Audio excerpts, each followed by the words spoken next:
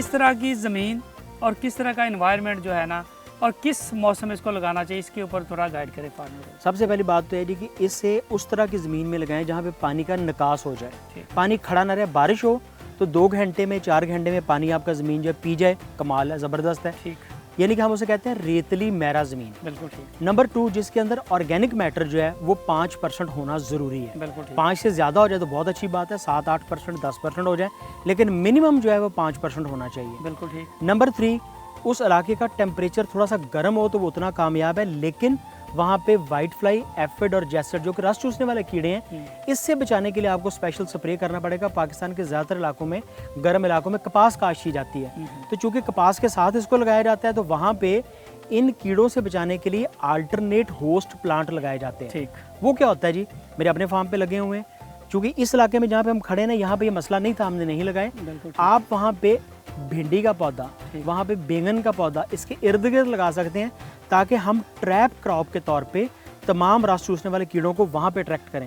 Example farmers के लिए देता चलूँगा कि अगर वहाँ पे टिंडे, कद्दू, करेले पके और साथ पुलाव की डिश पड़ी हो, तो क्या होगा, हर बंदा पुलाव की तरफ या बकरे के गोश्त की तरफ जाता है। तो कीड़े के लिए जो बकरे का गोश्त है ना जी, वो जो है हमारा सब्जी है, तो वो सब्जी के ऊपर चला जाता है और हमारे पपीते को छोड़ देता है। इंटरक्रॉपिंग की आप बात करें, Yes, इसके अंदर yes, इंटरक्रॉप yes. कर दिया है तो वो इसके होस्ट जो है ना कीड़ों के बन जाए और सारे कीड़े वहाँ पे चले जाएं और बिल्कुल इसको वो ऐसा बच जाए।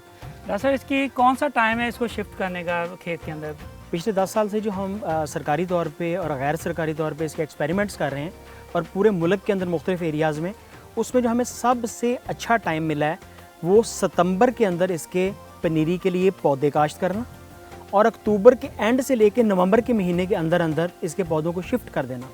ये आइडियल टाइम है। और शिफ्ट करने के बाद हम इसको सर्दी से बचाने के लिए लो टनल्स के अंदर, छोटे से प्लास्टिक के अंदर शिफ्ट कर देते हैं। बिल्कुल ठीक, सर्दियों के महीने में फ्रॉस्ट से बचने के लिए, फ्रॉस्ट इंजरी और चिलिंग से बचने के लिए हम उसको लो टनल्स के अंदर जो है वहाँ पे रख लेते हैं। जैसे ही सर्दी ख़त्म होती है वो ओपन होता है। ये आइडियल पता है क्यों है?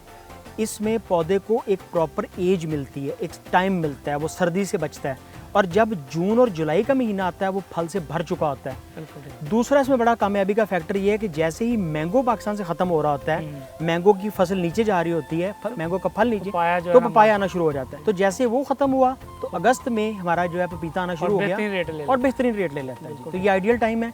आज जिसमें हम खड़े हुए हैं ये भी तकरीबन 11 महीने का जी, पिछले नवंबर में लगा था और अक्टूबर में ये अपनी 2 महीने हो गए इसको तड़ाइयाँ देते हुए।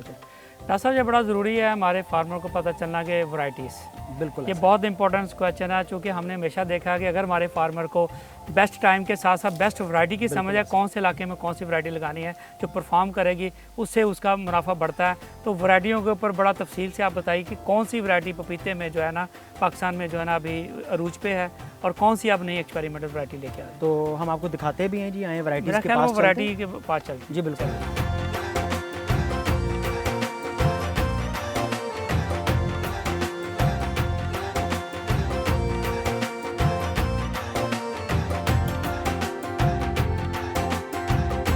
हाँ जी, अभी साहिद साहब जैसे हमें वैरायटियों के बारे में बताने लगे थे कि पाकिस्तान में अगर हमने कामयाब पपाया काश्त करना है तो उसके लिए कौन सी वैरायटीज़ किस इलाके के लिए जो आप सूटेबल करते हैं। जी डॉक्टर साहब, तो बताइए, आप वैरायटियों के बारे में बताने लगे थे। पाकिस्तान में किन किन इलाकों में कौन सी चीज़ें कामयाब हैं, तो इस वक्त तकरीबन 20 मुख्तलिफ हाइब्रिड्स हैं जो कि यहाँ पे ऑफिशियली लगाए जा रहे हैं। उनमें से जो मेरे तजर्बे में आए हैं, जो अच्छे हैं, जो माजी में चलते रहे, सांता नाम का एक हाइब्रिड था जो कि सिंध के इलाकों में बहुत कामयाब है, अभी भी कामयाब है, लेकिन वो ज़रा फीका है, बदबूदार है, ज़रा उसमें से हल्की सी, वो जो पुराने ज़माने के। फिर पंजाब के इलाकों में रेड लेडी पपाया जो था उसने अरूज देखा, बहुत ऊपर चला गया, बड़ी अच्छी पैदावार ली। हम भी इस वक्त रेड लेडी के पास खड़े हुए हैं और ये भी रेड लेडी है। ये भी रेड लेडी है जी। इन तमाम से अभी जो बेहतर एक आ गया वो रेड किंग था। रेड किंग ने, उसके नंबर ऑफ फ्रूट ज़्यादा थे, होमोजेनिटी ज़्यादा थी, उसकी प्रोडक्शन ज़्यादा थी। रेड किंग, येलो किंग, ये भी उससे बेहतर आ गया। यानी कि 4 हाइब्रिड ऐसे हैं जो कि आज किसानों के लिए बड़े कामयाब हैं। Santa, red lady, yellow king और रेड किंग, ये 4 ऐसे हैं जो कि ट्रस्ट वर्दी हैं, जिनके ऊपर आप आंखें बंद करके यकीन करके इनको लगा सकते हैं। और ये जो हैं इतने मज़े के हैं, इतने मीठे हैं कि वो जो पुराना बदबूदार वाला था ना, वो तो कॉन्सेप्ट ही ख़त्म हो गया ना। आप एक खाएं आपको मैंगो की तरह महसूस होगा।